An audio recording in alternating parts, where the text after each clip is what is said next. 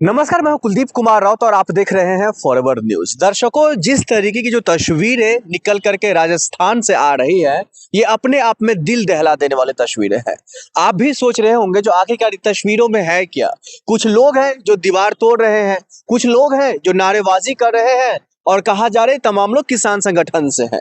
लेकिन इनकी मांग क्या है, आखिरकार इसकी लड़ाई किससे है, और ये पिछले कई महीनों से जो धरने पर बैठा हुआ था, ये तमाम लोग आखिरकार इनका जो है सुनवाई या इसका बात सरकार के कान तक क्यों नहीं पहुंच रहा है। अब मैं आपको बता दें, ये मामला राजस्थान का हनुमानगढ़ जिले से निकल करके आया है।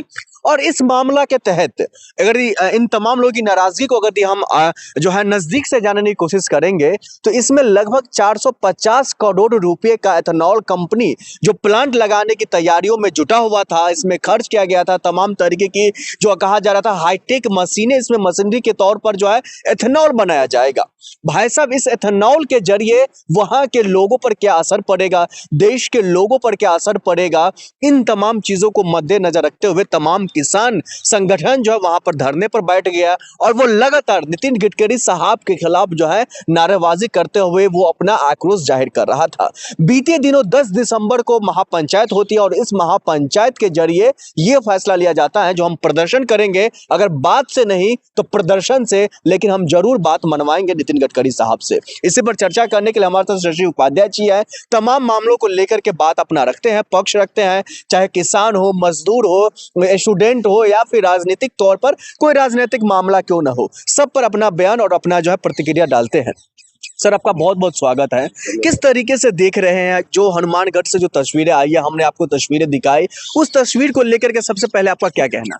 देखिए, जो हनुमानगढ़ की जो स्थिति आज बनी है, इसकी शुरुआत तो किसानों ने उसी समय भांप लिया था। आज से 4 बरस पहले, 5 बरस पहले, जब दिल्ली की सड़कों पर पूरे देश के किसान बैठे। चूंकि भाजपा की मंशा को अगर सबसे बारीकी से कोई समझता है तो इस देश का किसान और मजदूर समझता है।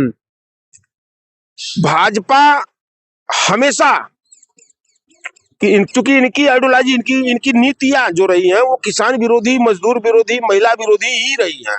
ये सिर्फ और सिर्फ पूंजीवाद में विश्वास रखते हैं, पूंजीपतियों में विश्वास रखते हैं। और 24 घंटा भाजपा के लोग, सरकार में बैठे हुए लोग यही युक्ति लगाते हैं कि हमारे पूंजीपति मित्र को कहां से कैसे फायदा प्राप्त होगा।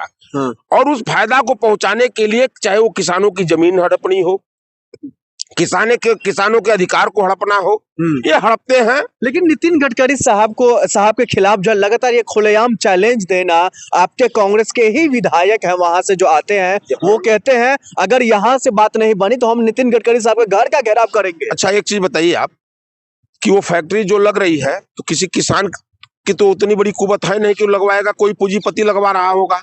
नितिन गडकरी के बेटा का ही माना जा रहा है जो ये कंपनी है। कोई हम बात वहीं आ रहे हैं हम कि वो फैक्ट्री जो इतनी बड़ी, हजारों एकड़ किसानों की जमीन औने पौने, या औने पौने छोड़ दीजिए, जबरदस्ती ली गई है।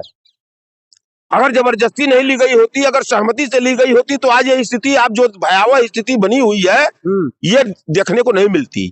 वो जबरदस्ती सरकार अपने प्रभाव के बल पर किसानों का दोहन कर रही है, उस जमीन को लेना चाह रही है। मेन यही।